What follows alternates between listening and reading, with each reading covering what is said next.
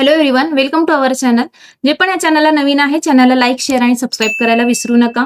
तर आजचा जो व्हिडिओ आहे ते 9th मधून जे 10th मध्ये जे मुलं गेलेले आहेत त्यांच्यासाठीचा हा व्हिडिओ आहे. मी आहे फरहीन शेख आणि आज आपण पाहणार आहोत की अपडेटेड मराठी सिलेबस जो क्लास 10चा आहे महाराष्ट्र बोर्डचा.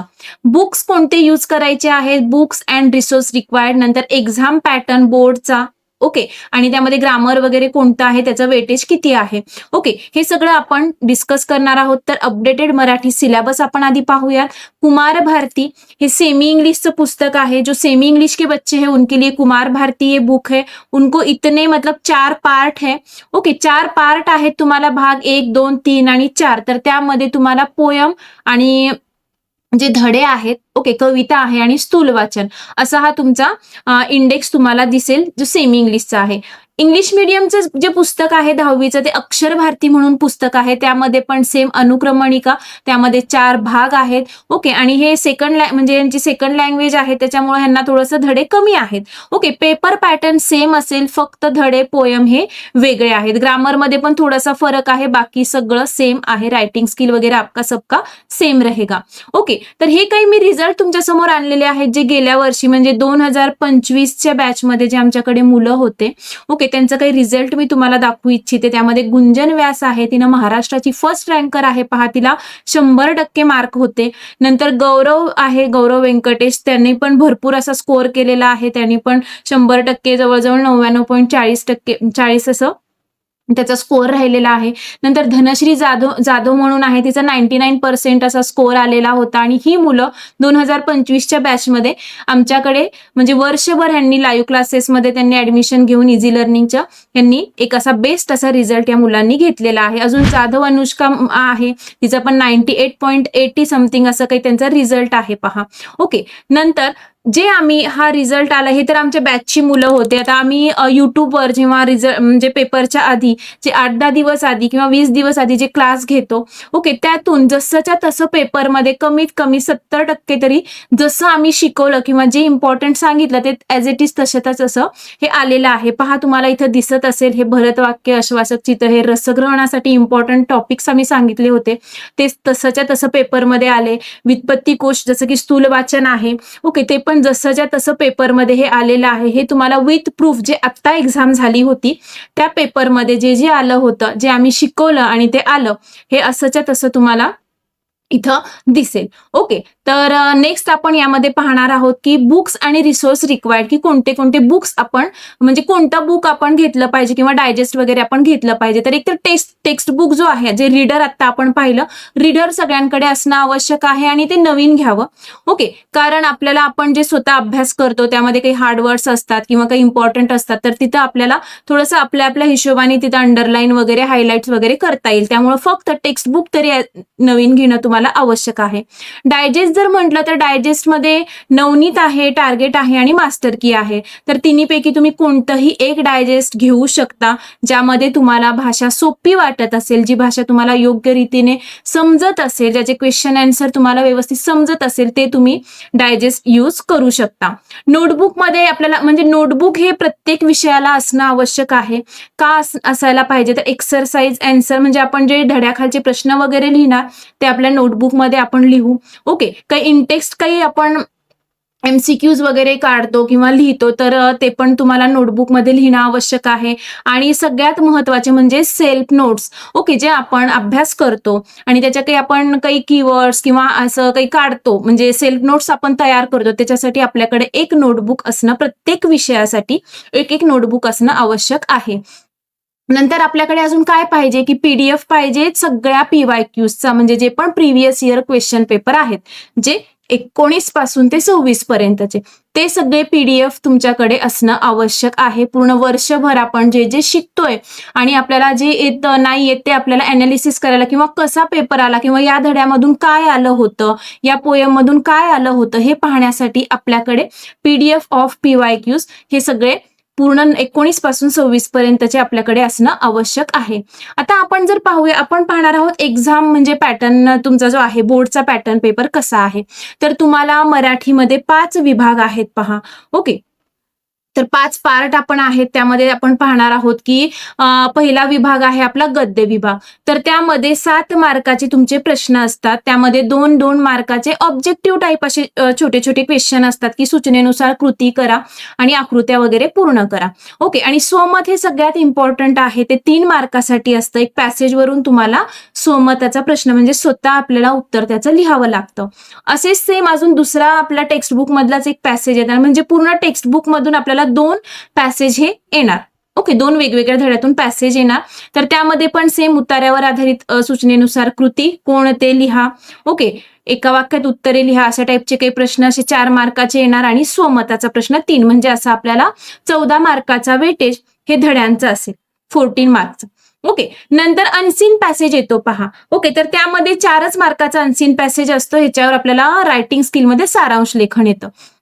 तर उताराच्या आधारे सूचनेनुसार कृती करा. यामध्ये सेम आकृतीबंध पूर्ण करा आणि कधी ते लिहा, कोण ते लिहा, चुकी बरोबर असे काही एक नॉर्मल असे 4 मार्काचे प्रश्न हे आपल्याला येतात आणि ते तिथंच आन्सर त्याचं असतं.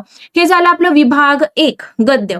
नंतर आपण पाहूयात विभाग 2 म्हणजे पद्य म्हणजे पोयम. किती पोयम असतील तुम्हाला 5-6 पोयम असतील. तर त्या सगळ्या पोयम. ओके. त्यातल्या कोणत्याही 3 पोयम तुम्हाला येणार. रसग्रहणासाठी 2 आणि एक पॅसेज टाइप एक पोयम येणार. त्याचे क्वेश्चन आन्सर.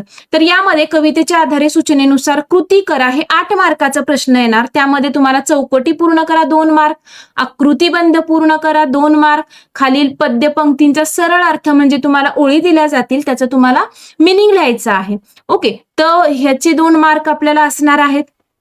आणि नंतर जर आपण पाहिलं तर काव्य सौंदर्य लिहायचं त्याचे 2 मार्क. ओके. तर अशा प्रकारे तुम्हाला हे 8 मार्काचं तुम्हाला पोयम असणार आहे. आणि नंतर त्याच्यामध्येच आ जो असतो मुद्द्यावर आधारित म्हणजे एका कवितेबद्दल कृती सोडवणं म्हणजेच त्याला ऍप्रिसिएशन म्हणू आपण. रसग्रहण ते दोघांनाही इंग्लिश मीडियम असेल सेमी इंग्लिश असेल दोघांनाही 8 मार्काचं ऍप्रिसिएशन आहे. ओके. तर ते तुम्हाला एक पेपर पॅटर्न आल्यानंतर तुम्हाला समजेल. सेमी इंग्लिशसाठी 2 वेगवेगळ्या टाईपचे रसग्रहण आहे. एक पॅसेजमध्ये आणि एक मुद्द्यावर आधारित. आणि इंग्लिश मीडियमसाठी मुद्द्यावर आधारित रसग्रहण हे आपल्याला येईल. ओके. नंतरचा जो विभाग आहे स्थूल वाचन आहे जे तुम्हाला 4 स्थूल वाचन आहेत. ओके. तर 4 मधील तुम्हाला 3 प्रश्न दिले जातात. त्यातले 2 आपल्याला कंपल्सरी सोडवायचे आहेत म्हणजे 3-3 मार्काचा एक प्रश्न असेल. तो पॅसेज टाईप तुम्हाला लिहायचा आहे. ओके. तर ते स्थूल वाचन एक आहे. नंतर सगळ्यात इम्पॉर्टंट आणि आउट ऑफ मार्क मिळणारा विभाग म्हणजे आहे तुमचा भाषा अभ्यास ग्रामर. ओके. व्याकरण घटकावर आधारित कृती. तर यामध्ये समास आहे, शब्दसिद्धी आहे सेमी इंग्लिशला. इंग्लिश मीडियमला काय आहे वाक्य प्रकार आहे आणि वाक्य रूपांतर आहे. हे 2 फक्त टॉपिक वेगवेगळे आहेत. बाकी ग्रामर पण तुमचं सगळं सेम आहे. तर वाक्य प्रचार ओके. तर ते तुम्हाला 4 दिले जातात. 2 लिहायचे असतात. ओके. ते 4 मार्कासाठी आहे. ओके. हे पण सेम आहे. नंतर भाषिक घटकावर आधारित कृतीमध्ये समानार्थी शब्द 2 म्हणजे दिले जातात. हाफ हाफ असा मार्क असतो त्याला अर्धा गुण. नंतर विरुद्धार्थी शब्द आहे ते 2 दिले जातात ते आहे. वचन आहे, लिंग आहे आणि शब्दसमूह म्हणजे अक्षरापासून एक खालील म्हणजे अक्षरापासून 2 अर्थपूर्ण शब्द तयार करा. असा 1 मार्काचा प्रश्न आहे. नंतर एक सगळ्यात इम्पॉर्टंट म्हणजे लेखन नियम आणि विरामचिन्ह ही एक ऍक्टिव्हिटी एक इम्पॉर्टंट आहे. आणि पारिभाषिक शब्द ओके. ते इंग्लिश सेमी इंग्लिशला आहे. तर यामध्ये विरामचिन्ह ओळखा किंवा सेंटेन्स दिला जातो योग्य ते विरामचिन्ह टाका. ओके. लेखन नियमामध्ये तुम्हाला 4 शब्द दिले जातात. त्यातून 2 तुम्हाला एकच तुम्हाला जे करेक्ट आहे ते काढायचं असतो. अशा टाईपनं अचूक शब्द ओळखा. अशा टाईपनं काही कृती तुम्हाला लेखन नियमामध्ये येणार. जर आपण नंतर विभाग 5 जर पाहिला रायटिंग स्किलचा विभाग पाहिला तर त्यामध्ये आपल्याला पत्रलेखन आहे आणि पत्रलेखनमध्ये आपल्याला फॉर्मल आणि इन्फॉर्मल लेटर आणि त्याला ऑप्शन आहे सारांश लेखन जो अपठित गद्य किंवा अनसीन पॅसेज जो 4 मार्काचा आहे त्याच्यावर आपल्याला सारांश लिहावा लागतो. ओके. हे 6 मार्काचं म्हणजे तुम्ही पत्र अटेम्प्ट करा किंवा सारांश दोनों में से एक आपको करना है लेटर या तो सारांश. ओके. तो सबसे बेस्ट रहेगा लेटर. तो हम सिखाएंगे. ओके. चला नंतर आपण पाहूयात आ मध्ये खालीलपैकी कोणत्याही 2 कृती सोडवा. यामध्ये तुम्हाला जाहिरात बातमी आणि कथा. तर तिन्ही मधून तुम्हाला 2 कोणतंही सोडवायचे आहे 5-5 मार्काचं म्हणजे हे 10 मार्काची तुमची ही कृती राहील. तर जाहिरात बातमी आणि कथा हे तुम्हाला एक विभाग म्हणजे 5व्या मधून तुम्हाला आ मध्ये आहे. आणि सगळ्यात म्हणजे जास्त वेटेजवाला जर पार्ट पाहिला रायटिंग स्किलचा तर निबंध लेखन येतो. त्यामध्ये तुम्हाला 3 निबंध आहे, जसं की प्रसंग आहे, आत्मकथन आणि वैचारिक. त्याच्यामधून आपल्याला एक अटेम्प्ट करायचा असतो. ओके, तुम्ही प्रसंग करा, आत्मकथन करा किंवा वैचारिक. तर ही 8 मार्काची अशी तुमची कृती आहे. तर असा तुमचा पेपर पॅटर्न असेल. 5 विभाग आहेत. गद्य विभाग, ओके, पद्य विभाग, स्थूल वाचन, ग्रामर आणि रायटिंग स्किल किंवा उपयोजित लेखन. ओके, तर हे जे मी तुम्हाला सांगितलेलं आहे हे आम्ही वर्षभर आमच्या बॅचमध्ये शिकवतो. तर आमची आरंभ 6.0 ओके, ही बॅच आता म्हणजे फुल झालेली किंवा ऍडमिशन चालू आहे. तर तुम्हाला जर ऍडमिशन घ्यायचं असेल तर नक्कीच तुम्ही आमच्या बॅचमध्ये ऍडमिशन घेऊन तुम्ही असा चांगला असा रिझल्ट हा तुम्ही बनवू शकता. पहा इथं आहे गुंजन व्यास, 100% तिनं स्कोअर केलेला आहे. ओके, म्हणजे 2 स्टुडंट जे गुंजन आणि व्यंकटेश 2 विद्यार्थी आहेत त्यांनी 100% स्कोअर केलेला आहे. 127 विद्यार्थी आमच्या बॅचमध्ये होते, त्यांनी 90% स्कोअर केलेला आहे. 203 विद्यार्थी जे आहेत 85% पर होते आणि 31 विद्यार्थी असे होते की त्यांच्या शाळेतून ते फर्स्ट रँकर होते. नेक्स्ट तुम्ही असू शकता, ही आमची गॅरंटी आहे. जर तुम्हाला इझी लर्निंगच्या ह्याच्यामध्ये ऍडमिशन घ्यायचं असेल तर या नंबरवर तुम्ही नक्कीच कॉल करा. ही आमची टीम आहे, best teacher of Maharashtra board. तर इथं शुभम सर आहेत, निलिमा मॅम आहेत, ओळखताय तुम्ही सगळ्यांना, गॅलेक्सी मॅम आहे. आणि सगळे विषय तुमचे व्यवस्थित हे घेतले जाणार. जे इंग्लिश मिडियमची मुलं आहेत आणि जे सेमी इंग्लिशची मुलं आहेत त्यांच्यासाठी सोशल स्टडी इंग्लिशमधून शिकवलं जाईल इंग्लिश मिडियमसाठी, आणि सेमी इंग्लिशसाठी जो इतिहास, भूगोल आणि राज्यशास्त्र आहे तो मी स्वतः म्हणजे घेणार आहे. आणि बाकी हिंदी ज्यांचं संस्कृत आहे ते संस्कृतसाठी पण टीचर्स तुम्हाला इथं म्हणजे प्रत्येक विषय हा तुमचा पूर्ण क्लिअर हा केला जाईल. जर तुम्ही बॅच आमची परचेस करताय तर तुम्हाला बॅचमध्ये काय भेटेल, तर तुम्हाला एकतर लाईव्ह क्लासेस भेटणार on each and every topic. प्रत्येक टॉपिकवर तुमचा लाईव्ह क्लास असणार. ओके, डेली तुमचे क्लास होणार, लाईव्ह क्लास होणार. नंतर तुमचा पूर्ण सिलेबस कंप्लीट केला जातो पूर्ण वर्षभर. आणि तुम्ही जर बॅच घेत आहात तर त्यामध्ये तुम्हाला मोबाईलवर, पीसीवर, टॅबलेटवर सगळ्यामध्ये ऍक्सेस भेटून जाईल, अँड्रॉइड आणि iOS. Okay, recording for each class. एखादा क्लास तुमचा मिस झाला असेल तर तुम्हाला त्या ऍपमध्ये तुमची रेकॉर्डिंग हे तुम्हाला भेटणार. नंतर chapter wise doubt clearing session होईल. जसं आमचा एखादा चॅप्टर आम्ही शिकवतो तर त्याच्यानंतर डाऊट क्लिअरिंग सेशन हा आम्ही घेत असतो. ओके, तर तुम्ही डायरेक्टली हँड रेस करून त्यामध्ये आमच्याशी डाऊट तुमचे क्लिअर करू शकता. लाईव्ह रिव्हिजन होते तुमची before board exam. Okay, personal mentorship भेटते तुम्हाला. पर्सनल मेंटॉरशिप म्हणजे काय, तुम्हाला प्रत्येक टीचरचा पर्सनली नंबर दिला जातो आणि तुम्ही डायरेक्ट जे पण अभ्यास करताना तुम्हाला जे डाऊट येतात ते तुम्ही त्याच्यावर क्लिअर करू शकता. टेस्ट सिरीज होते, ऑब्जेक्टिव्ह सब्जेक्टिव्ह आम्ही टेस्ट घेतो आणि टेस्ट त्या तुम्हाला चेक करून पण देतो. तर अशा प्रकारे आमची बॅच जर तुम्ही घेतली तर तुम्हाला अशा प्रकारे सगळं बॅचमध्ये भेटेल. आणि ऑफर आहे फर्स्ट 100 स्टुडंटसाठी. तुम्ही कुपन कोड हा यूज करू शकता.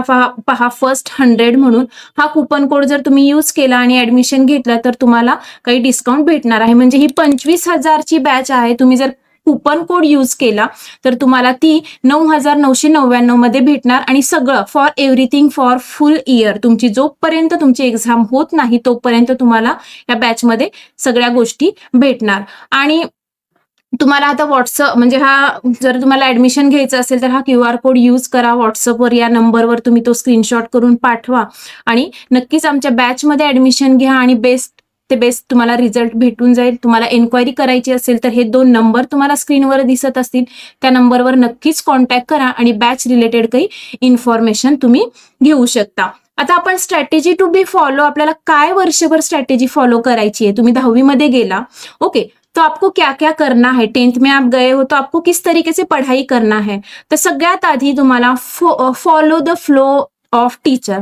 तुम्हाला टीचर जे शिकवत आहे, आज जे धडा शिकवला असेल, आज जो टॉपिक शिकवला असेल तो तुमचा लगेच कव्हर झाला पाहिजे, म्हणजे तुमचा बॅकलॉग राहणार नाही. टीचर सोबत टीचर जसं शिकवत आहेत त्याच्याबरोबर तुमचा अभ्यास पण झाला पाहिजे. त्याला आपण म्हणू follow the flow of teacher. नंतर काय करायचे आपल्याला वर्षभरात, एकतर समजून घ्यायचं सगळ्या गोष्टी. ओके, एखादा धडा आहे व्यवस्थित रीड करायचा, अंडरस्टँड करायचं, रीडिंग करणं आवश्यक आहे. नंतर ते लर्न करायचं. नंतर आपण एक टेस्ट द्यायची. ओके, स्वतःहून एखादी टेस्ट द्यायची, तुमचे टीचर असतील टीचरला चेक करायला द्या. आमच्या बॅचमध्ये जर ऍडमिशन घेतलं तर आम्ही ते टेस्ट चेक करून देऊ पर्सनली, की मॅम माझं असं असं झालेलं आहे, या धड्यावरून मी ही टेस्ट स्वतः सेल्फ टेस्ट द्या. ओके, आपल्याला कळेल की आपण किती अभ्यास केलेला आहे, हा धडा आपला किती परफेक्ट झालेला आहे.